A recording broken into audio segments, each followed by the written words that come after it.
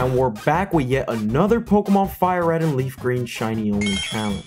For those of you who are new to the channel, if you don't know what a Shiny Only Pokemon challenge is, well, basically I'm only allowed to catch shiny Pokemon throughout the entirety of the run. Except this time, I've taken your feedback and decided to crank up the difficulty. Instead of just hunting for shiny Pokemon, I'm also hardcore Nuzlocking it. That means I'm playing through Pokemon FireRed, but the only Pokemon I can use are shinies, the ones with a 1 in 8,092 chance of appearing. And to make things even crazier, I'm sticking to the brutal no second chances rules of a hardcore Nuzlocke. The last time I tried this, I tweaked the shiny rate to the more manageable 1 in 4,096 current day odds, and I didn't Nuzlocke the game.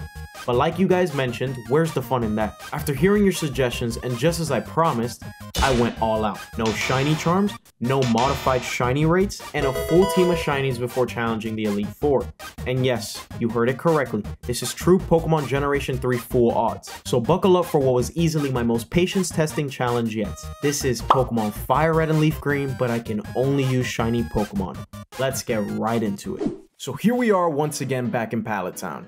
Just like our previous adventure, Professor Oak approaches us right before heading into the tall grass and offers us a Pokemon to travel alongside with. It was at this moment that I had to come to a very important decision. Would I choose Bulbasaur or Charmander for this run? I couldn't wait any longer and I had to choose Charmander. We all know how badass of a shiny Charizard is. Now I genuinely believe that this would take no more than 3 hours, perhaps maybe even 5 hours in a worst case scenario, but boy was I wrong. 14.5 hours later and we could finally start our run. Just kidding, we still need Pokeballs for that to be true. However, let's take a quick second to acknowledge this beautiful shiny Charmander. It's time to put him to the test against our rival Gary. The battle against Gary went a bit different than I expected it to. Charmander defeated Squirtle, but with only 1 HP left. Talk about a clutch. This has to be a good sign though, right? As soon as I defeated Gary, we went and grabbed Oak's parcel, delivered it to him, and obtained the Pokédex and Pokeballs. But before I could do anything crazy, I run across an old man who teaches us how to catch Pokemon. Joke's on him though, because my Pokemon's shiny and the wild weirdo that he encountered definitely wasn't. Not long after, I went in search of our second team member, Mankey. You remember when I was complaining about having to soft reset for over 14 hours just to encounter our shiny Charmander? Yeah, this one took even longer. At this point, my patience was shot. I thought this Pokemon would never show up shiny, and boy oh boy, to make matters even worse, after 21 hours I had finally encountered a shiny. Except, this shiny wasn't the one I wanted. I originally set out to get a Mankey, and instead I got a Rattata. Unfortunately, due to the rules of a shiny Nuzlocke, the first shiny to show up is my only available capture for the run. So we were stuck with the Rattata. After capturing Rattata, I gave it the nickname Sakura. In all of my playthroughs, I like to stick to a theme for my team's nicknames. So as you continue to watch this video, leave a comment down below the moment you figure out where the nicknames are originating from. For this video, I went with a pretty easy theme, so I hope to see mostly everybody guessing correctly. Back to our adventure and we encounter our rival Gary once again. It appears that he wants to have another Pokemon battle. No problem, let's just show him how powerful our team of shiny Pokemon is. Charmander comes out first and delivers a handful of scratches to the Pidgey to secure the W. Then after a brutal back and forth with Squirtle, I swap out Charmander in exchange for Sakura, and Sakura seals the deal for us with a rapid quick attack on Gary's beloved Squirtle. See ya, Gary. I then traveled north to Pewter City where we would encounter our first gym leader, Brock.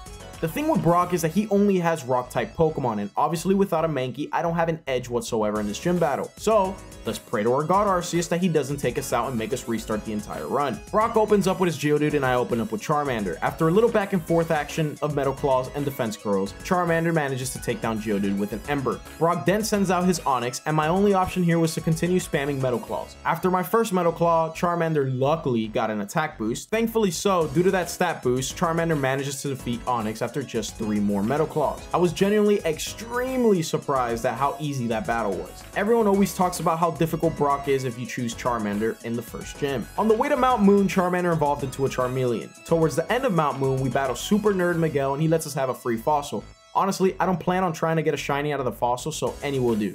A few moments later and we finally arrived to Cerulean City, home of the second gym leader, Misty. Just like Brock back at Pewter City, Misty's a threat to my current team, and the only one that can really do anything here is Sakura. So, before we challenged her, we quickly evolved our Rattata into Raticate just to make this game a little bit easier for us. Time to battle Misty. Misty opens up with her Staryu and I bring out Sakura. Let's just say I'm extremely happy I chose to evolve Sakura right before this gym because she one-shots Misty's Staryu. Pokemon number 2 for Misty was her Starmie. I had to implement some strategy here if I planned on losing no Pokemon in this fight. So I used one Tail Whip on the Starmie and followed with a massive Hyper Fang. Afterwards, all I needed to do was use Quick Attack and badge number 2 was ours. Another battle that didn't seem so difficult. Following our battle with Misty, we encountered Gary on the Nugget Bridge for a friendly rematch. Just like in my previous Shiny Only run, this battle was an absolute joke for our powerhouse of a team. Gary opens up with his newly evolved Pidgeotto, nothing that Sakura couldn't handle on her own of course. 2 Hyper Fangs later and Pidgeotto was down for the count. His next Pokemon was his very own Rattata. Needless to say, Sakura one-shotted. Sakura was definitely the MVP of this fight because she then proceeded to take down the next 2 Pokemon, his Squirtle and Abra, with ease. I then continued north of Nugget Bridge, taking down one trainer after another and even being offered a spot as a Team Rocket member, which I obviously declined. But before continuing on and saving Bill from his horrific scientific experiment, I decided it was time to catch another team member. So I went for the one and only Abra. Unfortunately though, due to RNG and a brutal 17, actually almost 18 hours later, we got stuck with our shiny being Oddish. Originally, I was bummed out to not see a shiny Abra, but throughout the run I realized how useful having an Oddish can actually be for your team. I captured Oddish and gave it the nickname Nagato. Surely by now you know the theme of the run, right? If you do, leave a comment down below. After acquiring Nagato, I went straight to Bill and helped him turn back into his regular old self. As a reward, he gave me tickets to an all-expenses-paid one-day cruise ship. Fast forward, and I arrived to Vermilion City, home of the 3rd gym leader, Lieutenant Surge. However, unlike the previous 2 gym battles, I can't go straight to battle Lieutenant Surge because I don't have the HM cut. So, onto our cruise ship we go, to acquire a highly valuable HM. But before that, let's take down Gary once more to shut him up for a while. This time around I give Charmeleon and Nagato their moments of spotlight so they too can also shine. Charmeleon burnt Pidgeotto to a crisp with a barrage of embers, and Nagato used the good old Poison Powder Absorb Stall spam to eliminate Wartortle. After that, Sakura came out and Hyperfanged their way to victory against his Kadabra and his Raticate. I can truly see that Gary was grinding though because he evolved both his Abra and Rattata in the span of just a few game hours. After defeating Gary, we helped the captain throw up into his bucket and he gifted us the HM cut. Now we can actually battle Lieutenant Surge. Lieutenant Surge is an electric type gym leader and his team is usually pretty shocking. See what I did there? But this time around his team didn't stand a chance against ours. Right before hopping straight into the battle, I evolved Nagato into a Gloom just to intimidate Surge a little bit more. I'm not going to bore you with any of the specifics of this battle, but I am genuinely very happy that I caught Sakura early game. She has now soloed 2 out of the 3 gyms I've defeated. After defeating Lieutenant Surge, we went back to Cerulean City and then east to arrive to the Rock Tunnel, the most annoying cave required to get through out of all the Generation 3 Pokemon games. I even had to look up an online guide to figure out how I was going to get out of this cave quickly. After what felt like an eternity, we made it out and with our team still kicking with us to Lavender Town. But I didn't want to waste any time and instead continued traveling to Celadon City, home of the 4th gym leader, Erica. I went straight to the department store in Celadon City because I wanted to hunt for my 4th team member. And I was gonna need a special water stone to be able to evolve it. You probably guessed it by now, but the 4th member I'm hunting for is the one and only Eevee. Just as I promised in the last video, Eevee's gonna be a member of my team for the entire FireRed and LeafGreen Shiny Only series.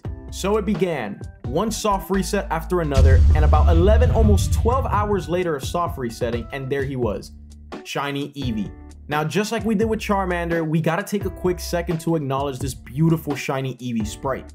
I held off on nicknaming Eevee since I wanted to name both my Charmeleon and Eevee at the same time, so I was gonna have to travel back to Lavender Town again for that.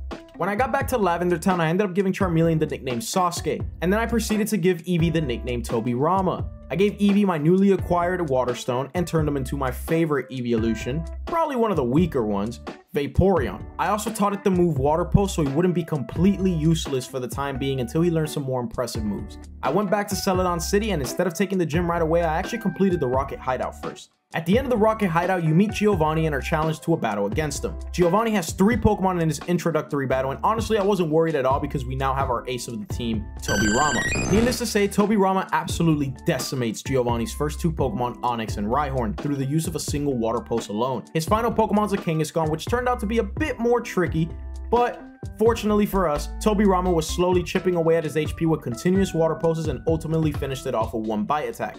This won't be the last time we encounter Giovanni though. But for the time being, let's go battle Erica and obtain our 4th gym badge. For once, we actually have an advantage in this fight, hence being Sasuke with his fiery attacks, so you can only imagine how this fight went.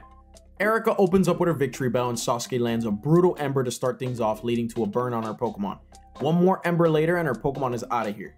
Next came out her Tangela, and just like Victory Bell, Tangela didn't stand a chance against Sasuke despite him now being paralyzed. A couple Embers were more than enough to eliminate her Tangela. Her final Pokemon's a Vileplume, but unlike Nagato, hers isn't shiny. Her Vileplume is very strong though. Its acid attack almost put Sasuke to half of its HP, so I decided to give it a chance to switch out with Sakura. And just as you can expect, our underestimated queen of the team lands 2 vicious Hyper Fangs to secure an easy win for us. 4 gym badges acquired, and as a celebratory result, I gave Nagato a Leaf Stone and evolved it into a Vileplume. This is definitely the better Vileplume. Back to Lavender Town I went to clean up the disaster that Team Rocket caused in the Pokemon Tower, but before I could experience my heroic moment, Gary stops us for yet another battle. This guy has clearly not learned his lesson. Bro thinks I'm a joke or something. As per usual, he opens up with his Pidgeotto and I open up with Sasuke. His bird gets burnt after a barrage of embers once again. He then brings out his severely underleveled War Turtle and I switch Nagato into the battle. Due to our difference in skill level, Gary's War Turtle gets his HP stripped away from itself, and all through the use of Nagato's Giga Drain. One final acid is enough to take down the Ninja Turtle. Bro then sends out a new addition to his team, Execute. So I swapped into Sakura to crack those eggs whole. His Kadabra comes out next, but we already know Sakura is going to one-shot it. He then brings out his final Pokemon and another new addition to his team, Growlithe. We all know that Sakura can take care of his Growlithe, but I wanted to show Gary my full team, so I brought out the one and only Tobirama. One water post later, and down goes the Howling Dog. Back to our quest, we encountered the ghost of Marowak through the use of our Silph Scope, and then defeat Team Rocket to save Mr. Fuji. We then obtained the HM for the move Fly just west of Celadon City, evolved Sasuke to a Charizard. You gotta admit, seeing a shiny Charmeleon evolve into a shiny Charizard has to be one of the greatest feelings ever. Afterwards, we obtained the bike and some tea in order to pass through to Saffron City. Now that we were in Saffron City, home of the 5th or 6th gym leader, depends on how you want to do it, I decided to go to Bruce Lee and Jackie Chan's fighting dojo to acquire a 5th addition to the team. This shiny hunt took forever. It took longer than the last 2. It took longer than the last 3. After almost 24 hours of soft resetting, we acquired our shiny Hitmonchan. His shiny sprite's really cool to me though, because I don't know if you've noticed, his gloves are literally blue. Before taking on Silphco, I went ahead and nicknamed our Hitmonchan to Mike Guy. And upon arriving to Silphco, I found myself fighting a bunch of Team Rocket grunts and making frequent trips to the Pokemon Center to prevent any unwanted casualties on the team.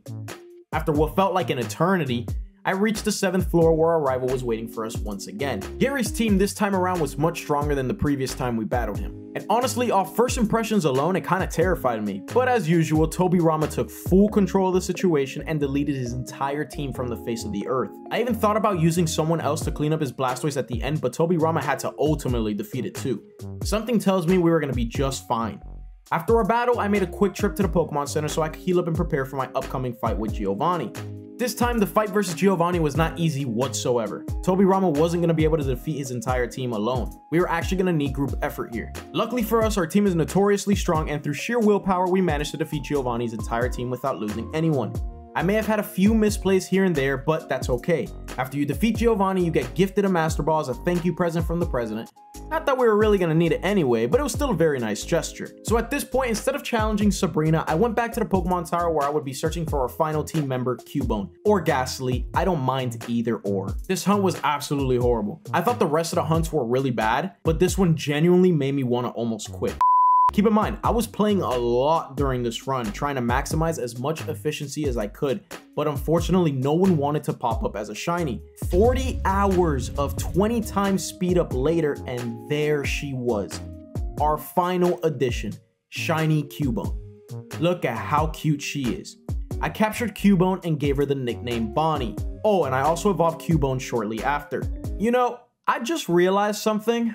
Ignore that nickname, and for the sake of the video, let's give it the nickname Hinata. I accidentally gave it a One Piece character nickname like an absolute idiot. Comes to show you just how much damage 40 hours of shiny hunting can do to the brain. Anyway, with my team all said and done, I traveled to Fuchsia City to battle Poison-type gym leader Koga. But first, let's obtain a few goodies such as the HM Surf and Strength. Okay, now we're ready for Koga. Koga's team consists of 2 Coughings, a Muck, and a Wheezing. Originally, I planned on using our newly acquired Hinata. Yeah, I'm still embarrassed that I named her Bonnie. But instead, I chose to duke it out with Tobirama instead. Tobirama dealt with both Coughings as if they were nothing. Then came out Muck, which was honestly not difficult at all to beat. Just very annoying because it kept spamming Minimize. After about 4 or 5 turns later, Tobirama defeated it, and he came out with its last Pokemon, Weezing. Weezing is terrifying because it can toxic and smokescreen spam you. At least it doesn't have explosion, you know? Anyway, as you can guess, Tobirama finished it off fairly easy, and just like that, badge number 5 was acquired. But I wasted no time and I went straight to Sabrina's gym right after the challenger. Sabrina has only psychic type Pokemon, so would you guess at who was in the spotlight once again? If you guessed Tobirama, then you're correct. This gym was an absolute joke. I was expecting a lot more, but honestly, between a ton of bite attacks and Aurora Beams, Tobirama took this gym down very easily. Do you now see why I considered this Pokemon to be the ace of the team? And guess what? Our next gym's a fire type gym, which means Tobirama is gonna have a ton of fun too. 6 gym badges down and just 2 more to go.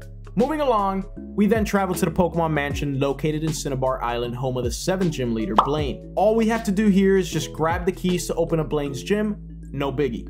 And the beautiful part of this all is that you can actually challenge the gym leader as soon as you get the keys and battle his posse of trainers. Blaine was honestly too easy to bother narrating over. I literally just spammed water pulses till he was defeated. Nothing interesting to see here, I promise. Only 1 gym badge left, and if you've never played this game before, you're gonna be in for a treat to see who the gym leader is. As soon as you defeat Blaine, Bill scoops you up and transports you on a super boring mission to the Tri-Islands where you complete some basic quests to save a young girl named Lostelle. Ironically, she got lost in the woods trying to get some berries and then was captured by a wild Hypno. After you bring her to her dad, your mission's basically over and you're allowed to continue on with your badge quest. So, we travel back to Vermilion City, the place where all began, and there he is, the final gym leader, Giovanni. You ready to see how powerful Tobirama has become? Watch how he just absolutely destroys every single Pokemon on Giovanni's team through the use of 1 move only.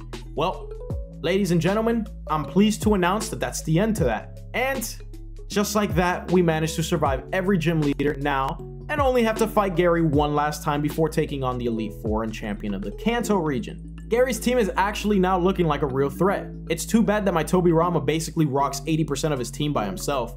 Aurora Beam on the Pidgeot, gone. Aurora Beam on the Execute, gone. Water Pulse on Growlithe, gone. Water Pulse on Rhydon, gone. A few bites on Alakazam, gone.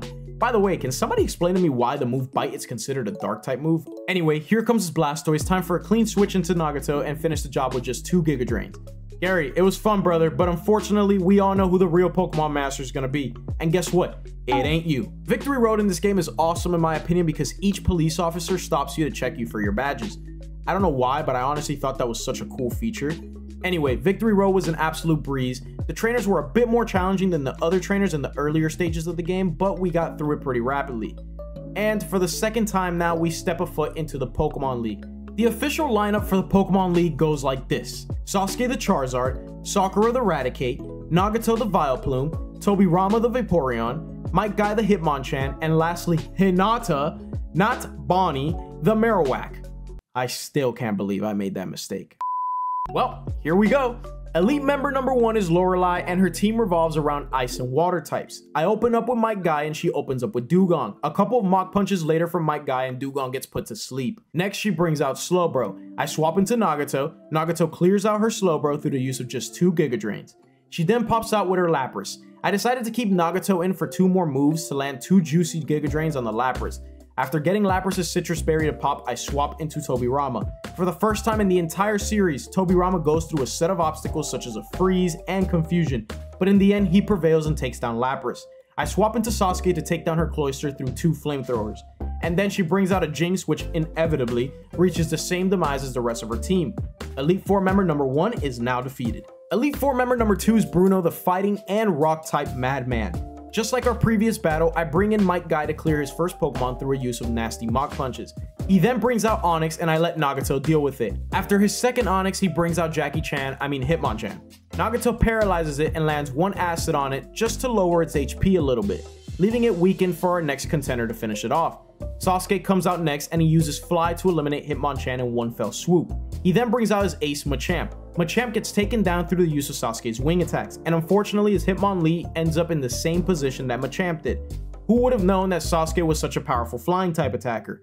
Elite Four member number 2 is now defeated. On to Elite Four member number 3, Agatha the Ghost herself. Agatha's the most annoying because she has 2 Gengars that do 2 completely different things but are equally as annoying to deal with. So I opened up with Tobirama. Tobirama was fortunately strong enough to eliminate the first Gengar with Bite Spam. She then brings out Golbat and I swap into Sasuke. Sasuke is able to easily clear the Golbat through the use of 2 flamethrowers.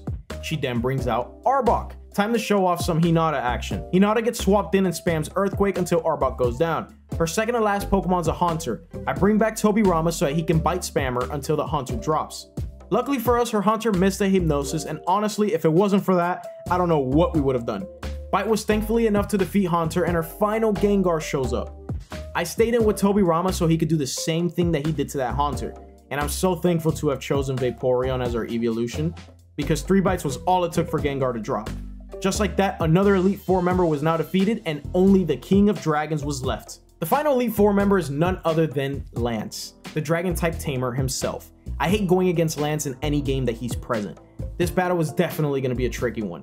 I opened up with Nagato so I could get a clean Poison Powder on his Gyarados, and then 1 Giga Drain later procced him to switch out directly to his Ace Dragonite. So in anticipation of this, I brought out Might Guy. I used Ice Punch twice thinking that it would do tremendous damage to the Dragonite, and this was the moment I knew I messed up. 1 wing attack from the Dragonite was enough to defeat Might Guy, our first loss. What a saddening moment for us. However, Tobirama follows to avenge his fallen teammate and finishes off Dragonite with an Aurora Beam. I think Tobirama took it real personal when he saw Might Guy get defeated in battle because he proceeded to single-handedly defeat every one of his remaining Pokemon. Not even the Dragonair stood a chance against Tobirama. The final Elite Four member was toast. Time to challenge the champion. Gary? Oh, come on, dude. You've been destroyed the entire time. Let me at least make this entertaining this time around. Instead of soloing him like we have been with Tobirama, I brought out Sasuke first instead. Sasuke melts down his Pidgeot one final time through 2 flamethrowers. He then brings out Mr. Big Bad Blastoise. Nagato made sure to sweep him with some Stun Spores and Giga Drains. I won't lie, at least the Blastoise put up a better fight than the Pidgeot. I let Nagato stay in on his Alakazam just so he could damage it just a little bit so Tobirama can finish the job. Tobirama comes out and finishes Alakazam with just 1 critical bite attack. Clearly, you can tell that Tobirama's feeling very vengeful still, so yikes. He brings out Executor, and here's where my biggest misplay comes into play. I swap into Sasuke and take a few Egg Bombs to the face, after being hit with a Sleep Powder. Sasuke luckily survived on 1 HP, literally, and finally wakes up on the last turn to use Flamethrower. I thought Sasuke was going to be able to one-shot this Executor, but apparently that wasn't the case, and it cost us his life. Look, I'm sorry, I didn't want to lose him either, but it's only gonna get worse. Sakura follows after Sasuke as per usual, and gets taken out too.